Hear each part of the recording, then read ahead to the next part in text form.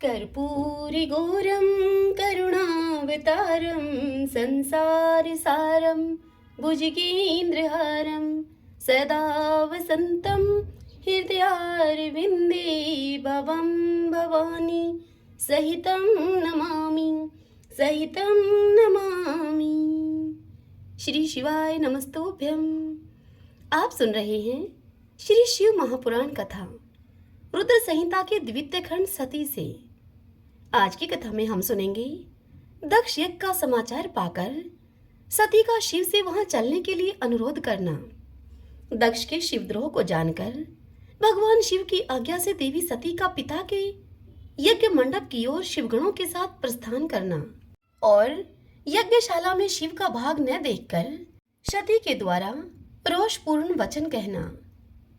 दक्ष के द्वारा शिव की निंदा सुनकर दक्ष तथा देवताओं को धिक्कार फटकार कर सती के द्वारा अपने प्राण त्याग करने का निश्चय करना।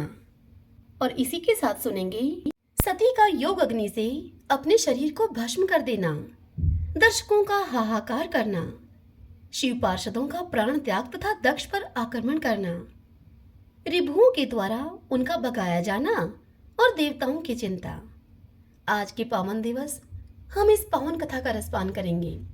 जैसा कि मैंने आपको पहले बताया था, चातुर्य मास में मेरा यह प्रयास रहेगा कि शिव पुराण की यह कथा हम पूर्ण रूप से सुने और इसे पूर्ण करें। तो इसलिए मैं कोशिश करती हूँ कि प्रतिदिन हम 3 अध्याय सुने, जिससे कि यह चातुर्य मास के इन 5 महीनों में पूर्ण हो सके। तो आइए आज की कथा का श्रवण करते हैं। सभी बोलिए गौरीपति शंकर भगवान की जय। ब्रह्मा जी इस कथा को सुनाते हुए नारद से कहते हैं कि जब देव ऋषिगण बड़े उत्साह और हर्ष के साथ दक्ष के उस यज्ञ में जा रहे थे, उसी समय दक्ष कन्या देवी सती कंदमादन पर्वत पर चंदोवे से युक्त धारागृह में सखियों से घिरी हुई भांति भांति की उत्तम क्रीड़ाएं कर रही थी। प्रसन्नता पूर्वक क्रीड़ा में लगी हुई देवी सती ने उस समय रोहिणी के साथ दक्ष यज्ञ में जाते हुए चंद्रमा को देखा। उनको जाते हुए देखकर देवी सती अपनी हितकारिणी प्राण प्यारी श्रेष्ठ सखी विजया से बोली, मेरी सखियों में श्रेष्ठ प्राण प्रिय है विजय, जल्दी जाकर पूछ के तो आ, ये चंद्रदेव रोहिणी के साथ कहाँ जा रहे हैं। सती के इस प्रकार आज्ञा देने पर विजया तुरंत ही उनके पास गई और उसने यथोचित शिष्टाचार के साथ उनसे पूछा, चंद्रदेव आप कहाँ जा रहे हैं। विजया का यह प्रश्न सुनकर चंद्रदेव ने अपनी यात्रा का उद्देश्य आदर पूर्वक उसे बता दिया। दक्ष के यहाँ होने वाले यज्ञोत्सव आदि का सारा वृत्तांत उससे कहा। वह सब सुनकर विजया बड़ी उतावली के साथ देवी के पास आई और चंद्रमा ने जो कुछ उसको कहा था वह सब उसने देवी सती से कह सुनाया। उसे सुनकर कालिका सती देवी को बड़ा ही विस्मय हुआ। अपने यहाँ सूचना न मिलने का क्या कारण है, यह बहुत सोचने विचारने पर भी उनकी समझ में कुछ नहीं आया। तब उन्होंने पार्षदों से घिरे हुए अपने स्वामी भगवान शिव के पास जाकर भगवान शंकर से पूछा। सती बोली, हे प्रभु, मैंने सुना है कि मेरे पिताजी के यहाँ कोई बहुत बड़ा यज्ञ हो रहा है, उसमें बहुत बड़ा उत्सव होगा, उसमें सब देव ऋषि एकत्र हो रहे हैं। हे देव देवेश्वर, पिताजी के उस महान यज्ञ में चलने की रुचि आपको क्यों नहीं हो रही है। इस विषय में जो बात हो वह सब मुझसे कहिए। हे महादेव, सुहृदों का यह धर्म है कि वे सुहृदों के साथ मिलें जुलें। यह मिलन उनके महान प्रेम को बढ़ाने वाला होता है। अतः हे प्रभु, हे मेरे स्वामी, आप मेरी प्रार्थना मानकर सर्वथा प्रयत्न करके मेरे साथ पिताजी की यज्ञशाला में आज ही चलिए। सती की यह बात सुनकर भगवान महेश्वर देव, जिनका हृदय दक्ष के वाग्बाणों से घायल हो चुका था, मधुर वाणी में वे सती से बोले कि देवी, तुम्हारे पिता दक्ष मेरे विशेष द्रोही हो गए हैं। जो प्रमुख देवता और ऋषि अभिमानी, मूढ़ और ज्ञान शून्य हैं, वे ही सब तुम्हारे पिता के यज्ञ में गए हैं। जो लोग बिना बुलाए दूसरे के घर जाते हैं वे वहां अनादर पाते हैं, जो मृत्यु से भी बढ़कर कष्टदायक होता है। अतः हे प्रिय, तुमको और मुझको तो विशेष रूप से दक्ष के यज्ञ में नहीं जाना चाहिए, क्योंकि वहां हमें बुलाया नहीं गया है। यह मैंने तुमसे सच्ची बात कही है। महात्मा महेश्वर के ऐसा कहने पर सती रोषपूर्वक उनसे बोली कि हे शंभो, आप सबके ईश्वर हैं। जिनके जाने से यज्ञ सफल होता है, उन्हीं आपको मेरे दुष्ट पिता ने इस समय आमंत्रित नहीं किया है। हे प्रभु, उस दुरात्मा का अभिप्राय क्या है, वह सब मैं जानना चाहती हूँ। साथ ही वहां आए हुए संपूर्ण दुरात्मा देव ऋषियों के मनोभाव का भी मैं पता लगाना चाहती हूँ। अतः हे प्रभु, मैं आज ही पिता के यज्ञ में जाती हूँ। हे नाथ, हे महेश्वर, आप मुझे वहां जाने की आज्ञा दे दें। देवी सती के ऐसा कहने पर सर्वज्ञ, सर्वद्रष्टा, सृष्टिकर्ता एवं कल्याण स्वरूप साक्षात भगवान रुद्र देवी सती से इस प्रकार बोले। शिव ने देवी सती से कहा कि उत्तम व्रत का पालन करने वाली है देवी, यदि इस प्रकार तुम्हारी रुचि वहां अवश्य जाने के लिए हो गई है, तो मेरी आज्ञा से तुम शीघ्र अपने पिता के यज्ञ में जाओ। यह नंदी वृषभ सुसज्जित है। तुम एक महारानी के अनुरूप राजो उपचार साथ लेकर सादर इस पर सवार होकर बहुसंख्यक प्रथम गणों के साथ यात्रा करो। हे प्रिय, इस विभूषित वृषभ पर आरूढ़ हो तुम। रुद्र के इस प्रकार आदेश देने पर सुंदर आभूषणों से अलंकृत सती देवी सब साधनों से युक्त होकर पिता के घर की ओर चली। हे नारद, परमात्मा शिव ने उन्हें सुंदर वस्त्र, आभूषण तथा परम उज्जवल छत्र, चामर आदि महाराजोचित उपचार दिए। भगवान शिव की आज्ञा से 60,000 रुद्रगण बड़ी प्रसन्नता और महान उत्साह के साथ कौतूहल पूर्वक सती के साथ गए। उस समय वहां यज्ञ के लिए यात्रा करते समय सब और महान उत्सव होने लगा। महादेव जी के गणों ने शिव प्रिया सती के लिए बड़ा भारी उत्सव रचाया। वे सभी गण कौतूहल पूर्ण कार्य करने तथा सती और शिव के यश को गाने लगे। शिव के प्रिय और महान वीर परमतगण प्रसन्नता पूर्वक उछलते कूदते चल रहे थे। जगदम्बा की यात्रा काल में सब प्रकार से बड़ी भारी शोभा हो रही थी। उस समय जो सुखद जय जयकार आदि का शब्द प्रकट हुआ, उससे तीनों लोग गूंज उठे। इस कथा को सुनाते हुए ब्रह्मा जी नारद जी से कहते हैं कि हे पुत्र नारद, दक्ष कन्या सती उस स्थान पर गई जहां पर वह महान प्रकाश से युक्त यज्ञ हो रहा था। वहां देवता, असुर और मुनींद्र आदि के द्वारा कौतूहल पूर्ण कार्य हो रहे थे। सती ने वहां अपने पिता के भवन को नाना प्रकार की आश्चर्यजनक वस्तुओं से संपन्न, उत्तम प्रभा से परिपूर्ण, मनोहर तथा देवताओं और ऋषियों के समुदाय से भरा हुआ देखा। देवी सती भवन के द्वार पर जाकर खड़ी हुई और अपने वाहन नंदी से उतरकर अकेले ही शीघ्रता पूर्वक यज्ञशाला के भीतर चली गई। सती को आई हुई देखकर उनकी यशस्विनी माता अस्किनी, जिन्हें वीरणी के नाम से भी जाना जाता है, उनकी माता अश्किनी ने और बहनों ने उनका यथोचित आदर सत्कार किया, परंतु दक्ष ने उन्हें देखकर कुछ भी आदर नहीं किया तथा उन्हीं के भय से शिव की माया से मोहित हुए दूसरे लोग भी देवी सती के प्रति आदर का भाव न दिखा सके। हे मुने, सब लोगों के द्वारा तिरस्कार प्राप्त होने से देवी सती को बड़ा ही विस्मय हुआ, तो भी उन्होंने अपने माता पिता के चरणों में अपना मस्तक झुकाया। उस यज्ञ में सती ने विष्णु आदि देवताओं के भाग देखे, परंतु शंभु का भाग उन्हें कहीं भी दिखाई नहीं दिया। तब सती ने दुष्ट क्रोध प्रकट किया।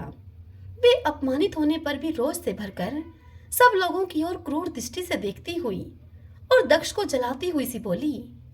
सती ने कहा कि हे प्रजापति, आपने परम मंगलकारी भगवान शिव को इस यज्ञ में क्यों नहीं बुलाया, जिनके द्वारा यह संपूर्ण चराचर जगत पवित्र होता है, जो स्वयं ही यज्ञवेताओं में श्रेष्ठ, यज्ञ के अंग, यज्ञ की दक्षिणा और यज्ञकर्ता यजमान हैं।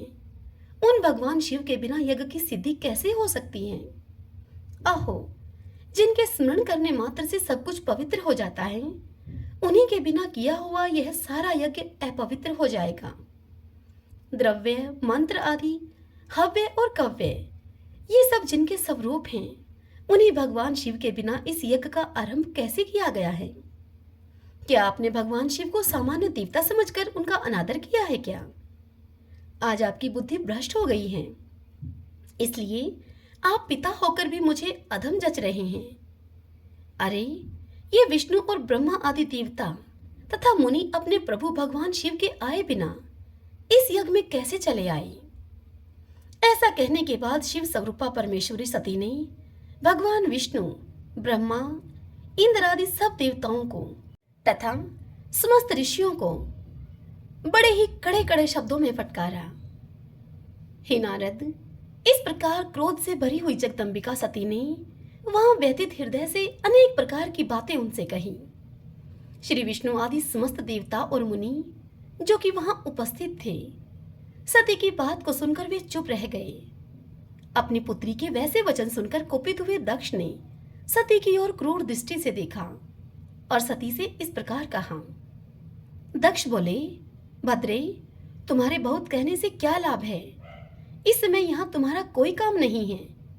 तुम जाओ या फिर ठहरो, यह तुम्हारी अपनी इच्छा पर निर्भर है। तुम यहाँ आई ही क्यों हो? समस्त विद्वान जानते हैं कि तुम्हारे पति शिव अमंगल रूप हैं। वे कुलीन भी नहीं हैं, वे वेद से बहिष्कृत हैं और भूतों, प्रेतों तथा पिशाचों के वे स्वामी हैं। वे बहुत ही कुवेश धारण किए रहते हैं, इसलिए रुद्र को इस यज्ञ के लिए नहीं बुलाया गया है। बेटी, मैं रुद्र को अच्छी तरह से जानता हूँ, अतः जानबूझकर ही मैंने देव ऋषियों की सभा में उनको आमंत्रित नहीं किया है। रुद्र को शास्त्र के अर्थ का ज्ञान नहीं है, वे उदंड और दुरात्मा हैं। मुझ मूढ़ पापी ने ब्रह्मा जी के कहने से उनके साथ तुम्हारा विवाह कर दिया था। हे सुचिस्मते, तुम क्रोध को छोड़कर शांत हो जाओ। इस यज्ञ में तुम आ ही गई हो तो स्वयं अपना भाग अर्थात दहेज को ग्रहण करो। दक्ष के ऐसा कहने पर उनके त्रिभुवन पूजिता पुत्री सती ने शिव की निंदा करने वाले अपने पिता की ओर जब दृष्टिपात किया, तब उनका रोष और भी बढ़ गया। वे मन ही मन सोचने लगी कि अब मैं शंकर जी के पास कैसे जाऊंगी। यदि शंकर जी के दर्शन की इच्छा से वहां गई और उन्होंने यहाँ का समाचार मुझसे पूछा, तो मैं उन्हें क्या उत्तर दूंगी। तदंतर तीनों लोगों की जननी सती रोष आवेश से युक्त होकर लंबी सांस खींचती हुई अपने दुष्ट हृदय पिता दक्ष से बोली। सती ने अपने पिता से कहा कि जो महादेव जी की निंदा करता है अथवा जो उनकी होती हुई निंदा को सुनता है, वे दोनों तब तक नरक में पड़े रहते हैं जब तक कि चंद्रमा और सूर्य विद्यमान हैं। अतः हे तात, मैं अपने इस शरीर को त्याग दूंगी, जलती आग में प्रवेश कर जाऊंगी। मैं अपने स्वामी का अनादर सुनकर अब मुझे अपने इस जीवन की रक्षा करने से क्या प्रयोजन है।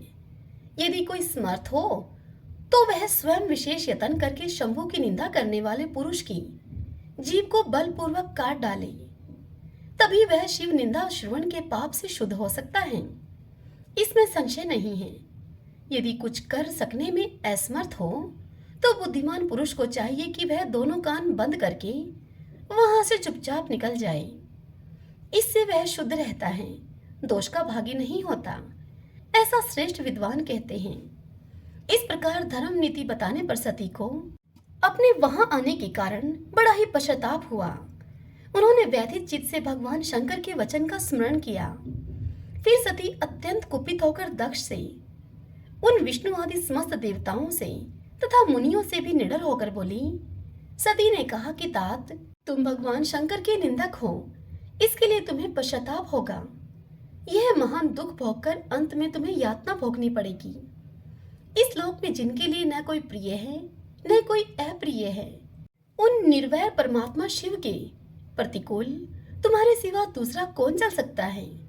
जो दुष्ट लोग हैं वे सदा ईर्ष्या पूर्वक यदि महापुरुषों की निंदा करें तो उनके लिए यह कोई आश्चर्य की बात नहीं है, परंतु जो महात्माओं के चरणों की रस से अपने अज्ञान अंधकार को दूर कर चुके हैं, उन्हें महापुरुषों की निंदा शोभा नहीं देती। जिनका शिव यह दो अक्षरों का नाम कभी बातचीत के प्रसंग से मनुष्यों की वाणी के द्वारा एक बार भी उच्चारित हो जाए तो वह संपूर्ण पाप राशि को शीघ्र ही नष्ट कर देता है। उन्हीं पवित्र कीर्ति वाले निर्मल शिव से तुम द्वेष करते हो। आश्चर्य है, वास्तव में तुम अशिव अर्थात अमंगल रूप हो। महापुरुषों के मन रूपी मधुकर ब्रह्मानंदमय रस का पान करने की इच्छा से जिनके स्वार्थदायक चरण कमलों का निरंतर सेवन किया करते हैं, उन्हीं से तुम मूर्खतावश द्रोह करते हो, जिन्हें तुम नाम से शिव और काम से ऐश्वर्य बताते हो। क्या उन्हें तुम्हारे सिवा दूसरे विद्वान नहीं जानते? ब्रह्मा आदि देवता, सनक आदि मुनि तथा अन्य ज्ञानी क्या उनके स्वरूप को नहीं समझते हैं? उदार बुद्धि भगवान शिव जटा फैलाए हुए, कपाल धारण किए हुए शमशान में भूतों के साथ प्रसन्नता पूर्वक रहते तथा भस्म एवं नरमुंडों की माला धारण करते हैं। इस बात को जानकर भी जो मुनि और देवता उनके चरणों से गिरे हुए निर्माल्य को बड़े आदर के साथ अपने मस्तक पर चढ़ाते हैं, इसका क्या कारण है? यही कि वे भगवान शिव ही साक्षात परमेश्वर हैं। यज्ञ यज्ञादि और शमदमादि दो प्रकार के कर्म बताए गए हैं। मनीषी पुरुषों को उनका विचार करना चाहिए। वेद में विवेचन पूर्वक उनके रागी और विरागी दो प्रकार के अलग अलग अधिकारी बताए गए हैं। परस्पर विरोधी होने के कारण उक्त दोनों प्रकार के कर्मों का एक साथ एक ही कर्ता के द्वारा आचरण नहीं किया जा सकता। भगवान शंकर तो पर ब्रह्म परमात्मा हैं, उनमें इन दोनों ही प्रकार के कर्मों का प्रवेश नहीं है। उन्हें कोई कर्म प्राप्त नहीं होता, उन्हें किसी भी प्रकार के कर्म करने की आवश्यकता नहीं है।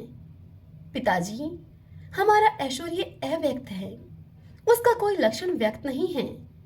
सदा आत्मज्ञानी महापुरुष ही इसका सेवन करते हैं। तुम्हारे पास वह ऐश्वर्य नहीं है। यज्ञशालाओं में रहकर वहां के अन्न से तृप्त होने वाले कर्मठ लोगों को जो भोग प्राप्त होता है, उससे वह ऐश्वर्य बहुत दूर है। जो महापुरुषों की निंदा करने वाला और दुष्ट है, उसके जन्म को धिक्कार है। विद्वान पुरुष को चाहिए कि उसके संबंध को विशेष रूप से प्रतन करके त्याग दे। जिस समय भगवान शिव तुम्हारे साथ मेरा संबंध दिखलाते हुए मुझे दाक्षायणी कहकर पुकारेंगे, उस समय मेरा मन सहसा अत्यंत दुखी हो जाएगा। इसलिए तुम्हारे अंग से उत्पन्न हुए सदा शव के तुल्य घृणित इस शरीर को इस समय मैं निश्चय ही त्याग दूंगी और ऐसा करके मैं सुखी हो जाऊंगी। हे देवताओं और मुनियों, तुम सब लोग मेरी बात को सुनो। तुम्हारे हृदय में तुष्टता आ गई है। तुम लोगों का यह कर्म सर्वथा अनुचित है। तुम सब लोग मूढ़ हो, क्योंकि शिव की निंदा और कलह तुम्हें प्रिय है। अतः भगवान हर से तुम्हें इस कुकर्म का निश्चय ही पूरा पूरा दंड मिलेगा। आगे ब्रह्मा जी इस कथा को सुनाते हुए नारद से कहते हैं कि हे नारद, उस यज्ञ में दक्ष तथा देवताओं से ऐसा कहकर देवी सती चुप हो गई और मन ही मन अपने प्राण वल्लभ शंभु का स्मरण करने लगी। मौन हुई सती देवी अपने पति का सादर स्मरण करके शांत चित होकर सहसा उत्तर दिशा में भूमि पर बैठ गई। उन्होंने विधि पूर्वक जल का आचमन करके वस्त्र ओढ़ लिया और पवित्र भाव से आंखें मूंदकर पति का चिंतन करती हुई वे योग मार्ग में स्थित हो गई। उन्होंने आसन को स्थिर करके प्राणायाम के द्वारा प्राण और अपान को एक रूप करके नाभि चक्र में स्थित किया। फिर उदान वायु को बलपूर्वक नाभि चक्र से ऊपर उठाकर बुद्धि के साथ हृदय में स्थापित किया। तत्पश्चात शंकर की प्राण वल्लभा अनिंदिता सती उस हृदय स्थित वायु को कंठ मार्ग से प्रकुटियों के बीच में ले गई। इस प्रकार दक्ष पर कुपित होकर सहसा अपने शरीर को त्यागने की इच्छा से सती ने अपने संपूर्ण अंगों में योग मार्ग के अनुसार वायु और अग्नि की धारणा की। तदंतर अपने पति के चरणारविंदों का चिंतन करती हुई सती ने अन्य सब वस्तुओं का ध्यान भुला दिया। उनका चित्त योग मार्ग में स्थित हो गया था, इसलिए वहां उन्हें पति के चरणों के अतिरिक्त और कुछ दिखाई ही नहीं दिया। हे मुनि श्रेष्ठ नारद, सती का निष्पाप शरीर तत्काल गिरा और उनकी इच्छा के अनुसार योग अग्नि से जलकर उसी क्षण भस्म हो गया। उस समय वहां आए हुए देवता आदि ने जब यह घटना देखी, तब वे बड़े जोर से हाहाकार करने लगे। उनका वह महान अद्भुत विचित्र एवं भयंकर हाहाकार आकाश में और पृथ्वी तल पर सब ओर फैल गया। लोग कह रहे थे कि हाय, महान देवता भगवान शंकर की परम प्रियसी सती देवी ने किस दुष्ट के व्यवहार से कुपित होकर अपने प्राणों का त्याग दिया। आहो, ब्रह्मा जी के पुत्र इस दक्ष की बड़ी भारी दुष्टता तो देखो। सारा चराचर जगत जिसकी संतान है, उसी की पुत्री मनस्विनी सती देवी ने, जो कि सदा ही मान पाने के योग्य थी, उसी के द्वारा ऐसे निरादरत हुई कि प्राणों से ही वह हाथ धो बैठी। भगवान वृषभध्वज की प्रिया सती सदा सभी सत्पुरुषों के द्वारा निरंतर सम्मान पाने की अधिकारिणी थी। वास्तव में उसका हृदय बड़ा ही असहिष्णु था। वह प्रजापति दक्ष ब्राह्मण द्रोही है, इसीलिए सारे संसार में उसे महान अपयश प्राप्त होगा। उसकी अपनी ही पुत्री उसी के अपराध से जब प्राण त्याग करने को उद्यत हो गई, तब भी हे नारद, उस महानरक भोगी शंकर द्रोही ने उसे रोका तक नहीं। जिस समय सब लोग ऐसा कह रहे थे, उसी समय शिवजी के पार्षद सती का यह अद्भुत प्राण त्याग देखकर तुरंत ही क्रोध पूर्वक अस्त्र शस्त्र लेकर दक्ष को मारने के लिए उठ खड़े हुए।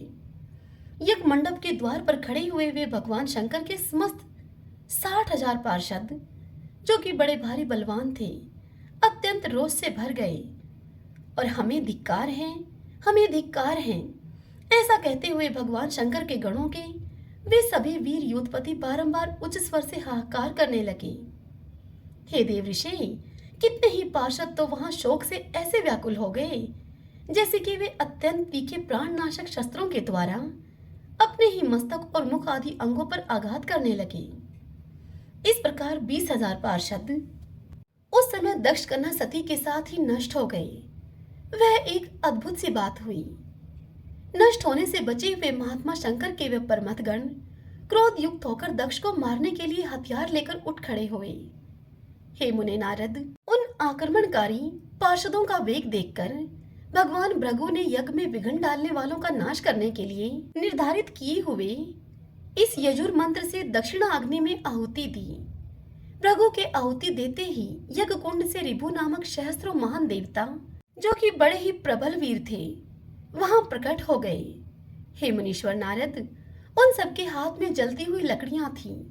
उनके साथ परमत गणों का अत्यंत विकट युद्ध हुआ, जो सुनने वालों के भी रोंगटे खड़े कर देने वाला था। उन ब्रह्मा तेज से संपन्न महावीर रिपुओं की सब ओर से ऐसी मार पड़ी जिससे कि परमतगण बिना अधिक प्रयास के ही वहां से भाग खड़े हुए। इस प्रकार उन देवताओं ने उन शिवगणों को तुरंत मार भगाया। यह अद्भुत सी घटना भगवान शिव की महाशक्तिमती इच्छा से ही हुई। यह सब देखकर ऋषि, इंद्रादि देवता, मरुदगण, विश्वी देव, अश्विनी कुमार और लोकपाल चुप ही रहे। कोई सब ओर से आकर वहां भगवान विष्णु से प्रार्थना करते थे कि किसी तरह विघ्न टल जाए। वे उद्विग्न होकर बारंबार विघ्न निवारण के लिए आपस में सलाह करने लगे। परमत गणों के नाश होने और उनको भगाए जाने से जो भावी परिणाम होने वाला था, उसका भली भांति विचार करके उत्तम बुद्धि वाले श्री विष्णु आदि देवता अत्यंत उद्विग्न हो उठे थे। हे मुने नारद, इस प्रकार दुरात्मा शंकर द्रोही ब्रह्मा बंधु दक्ष के यज्ञ में उस समय बड़ा भारी विघ्न उपस्थित हो गया। हरिओम तत्सत। श्री शिवाय नमस्तुभ्यम। आज की यह कथा यहीं पर पूर्ण हुई। इससे आगे कल की कथा में हम सुनेंगे आकाशवाणी के द्वारा दक्ष की भ्रतृष्णा, उनके विनाश की सूचना तथा समस्त देवताओं को यज्ञ मंडप से निकल जाने की प्रेरणा, तथा गणों के मुख से और नारद से भी सती के दग्ध होने की बात सुनकर दक्ष पर कुपित हुए शिव का अपनी जटा से वीरभद्र और महाकाली को प्रकट करके उन्हें यज्ञ विध्वंस करने और विरोधियों को जला डालने की आज्ञा देना। कल हम इस पावन कथा का रसपान करेंगे। कथा सुनने के बाद यदि थोड़ा सा कीर्तन कर लिया जाए तो कथा पूर्ण मानी जाती है। आइए हम भी अब रोज 5 मिनट का भगवान शंभू के नाम से कीर्तन करेंगे। श्री शिवाय नमस्तुभ्यं, श्री शिवाय नमस्तुभ्यं, श्री शिवाय नमस्तुभ्यं, श्री शिवाय नमस्तुभ्यं, श्री शिवाय नमस्तुभ्यं, श्री शिवाय नमस्तुभ्यं, श्री शिवाय नमस्तुभ्यं, श्री शिवाय नमस्तुभ्यं, श्री शिवाय नमस्तुभ्यं, श्री शिवाय नमस्तुभ्यं। आशा करती हूँ कि आपको आज की यह कथा पसंद आई होगी। यदि ऐसा हो, मेरा यह प्रयास सफल हो, तो इस वीडियो को आप लाइक करें और अपने अपनों के साथ इसे खूब शेयर करें और कमेंट सेक्शन में हर हर महादेव लिखना बिल्कुल मत भूलिए। श्री शिवाय नमस्तुभ्यम.